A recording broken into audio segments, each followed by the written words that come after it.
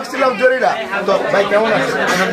দর্শক আমার পাশে যারা আছে আপনারা হয়তো বা তাদেরকে কম বেশি সবাই চেনেন। সোশ্যাল মিডিয়াতে অনেক ভাইরাল জনপ্রিয় দুজন মানুষ, একজনের নাম হচ্ছে তানিশা, আরেকজনের নাম হচ্ছে নাজিম। ও আচ্ছা, এনার নাম হচ্ছে নাজিম, ওনার নাম হচ্ছে তানিশা। তো আজকে তাদের গোপন কিছু সিক্রেট কথা জানবো যা বাংলাদেশের ইতিহাসে কেউ জানে না। ভাই আপনি প্রতিদিন ভাত খান? আমি একবেলা খাই, আপনি আপনার রূপের রহস্য কি? বোটানিক্যাল হ্যাঁ আচ্ছা আচ্ছা, আপনি একটু বলেন ভাবি ডাক্তার শুনতে ভালো লাগে না আপু ডাক্তার শুনতে শুনতে ভালো লাগে? চলতে আচ্ছা, একটু ওইদিকে তাকে একটু বলবেন আপনি। আচ্ছা এদিকে আসেন, আর একটু সামনে আসেন, এদিকে আসেন। আপনি একটু বলবেন আপনার পেছনে আপনার হাজবেন্ডের প্রতি মাসে কত টাকা খরচ?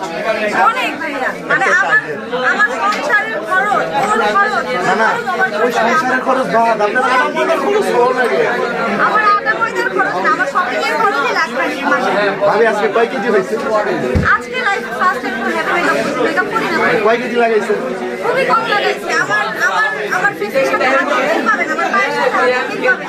আচ্ছা গায়েস, আমি আজকে সিক্রেট দেখাবো বলছিলাম না, আজকে সত্যি সিক্রেট দেখাবো। তানিশা ভাবি কিন্তু বাস্তবে অনেক সুন্দর, তার জলযন্ত্র প্রমাণ হচ্ছে আজকে আমরা তার পা দেখাবো। দেখেন তার পা দেখেন, দেখেন তার পা দেখেন, তার পা কিন্তু হোয়াইট। তো আমার প্রশ্ন হচ্ছে ভাবি ডোন্ট মাইন্ড, মানে রাগ করেন না, একটু হাতটা একটু দেখাবেন আপনার।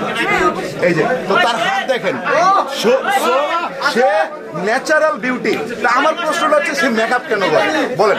আচ্ছা, মেকআপ হচ্ছে একটা জাতীয় জিনিস, যে সুন্দর সেও করে, যে কালো শ্যামলা সব বর্ণের মানুষ করে। মেকআপটা মূলত তৈরি হয়েছে মেয়ে মানুষদের জন্য, তারা নিজেদের সুন্দরভাবে সাজায় পরিপাটি রাখতে পছন্দ করে, এই কারণেই তারা মেকআপ করে, এক্সট্রা কোনো কারণ নাই। আচ্ছা নিজেদের জন্য। আচ্ছা এখন আপনার কাছে একটা সিক্রেট প্রশ্ন, দুনিয়াতে তো অনেক ছেলে ছিল, নাজিমের চেয়ে অনেক সুন্দর সুন্দর ছেলে ছিল, মানে সবাই এখানে নাজিমকে কেন বাইছা নিলেন? তার ভিতরে এমন কি আছে? তার ভিতরে কি এমন সিক্রেট কিছু আছে না? আছে সিক্রেট কিছু আছে। আচ্ছা ভাই আপনার কাছে সেম প্রশ্ন, দুনিয়াতে অনেক মেয়ে আছে ঠিক আছে, তানিশার চেয়ে অনেক সুন্দর সুন্দর মেয়ে আছে, তো এত মেয়ের আইকা আপনি তানিশারে বিয়ে করলেন, তার ভিতর কি এমন সিক্রেট আছে? নিজেকে ছিল আল্লাহ রাখছে, ওটা তো আছে, মানে করছেন তো আপনি। আমি আছে কি আছে কি আছে কোন?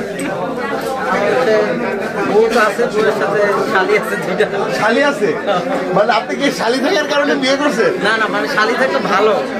মানে বিষয়টা হচ্ছে কি আমাদের নাজিম ভাই ওই যে আমার বোন নাই, মেন কথা হচ্ছে আমার বোন নাই, আমরা দুই ভাই। শালি হচ্ছে না না না, শালিরা বোনটা ফ্রি পেয়ে গেছেন না? শালি কয়টা আছে ভাই? ভাই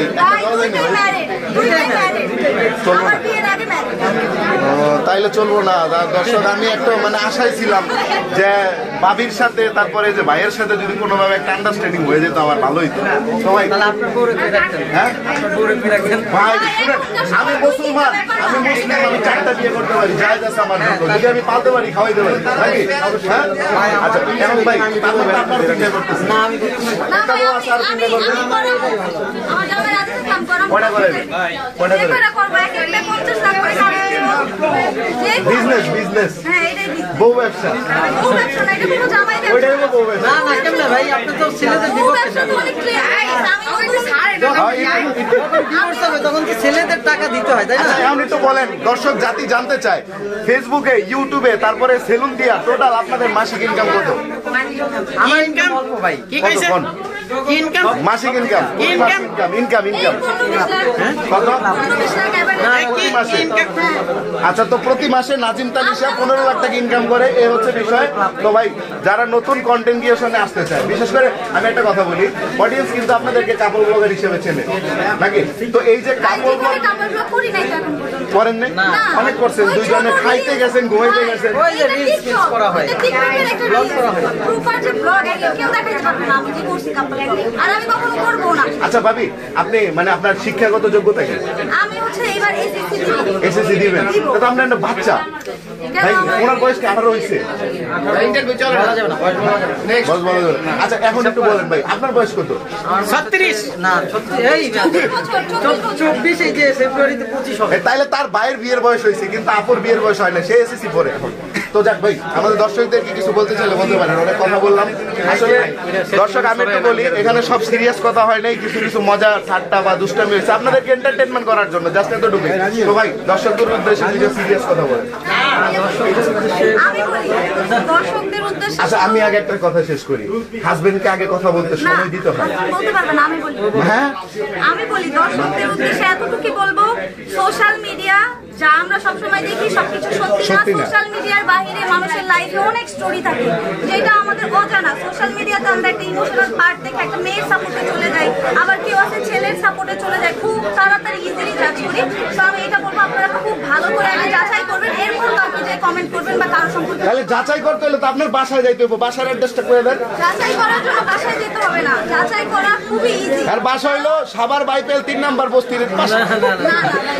আমার হচ্ছে আচ্ছা জাহাঙ্গীরনগরের পিছনে অ্যাড্রেস দিয়ে দিছে।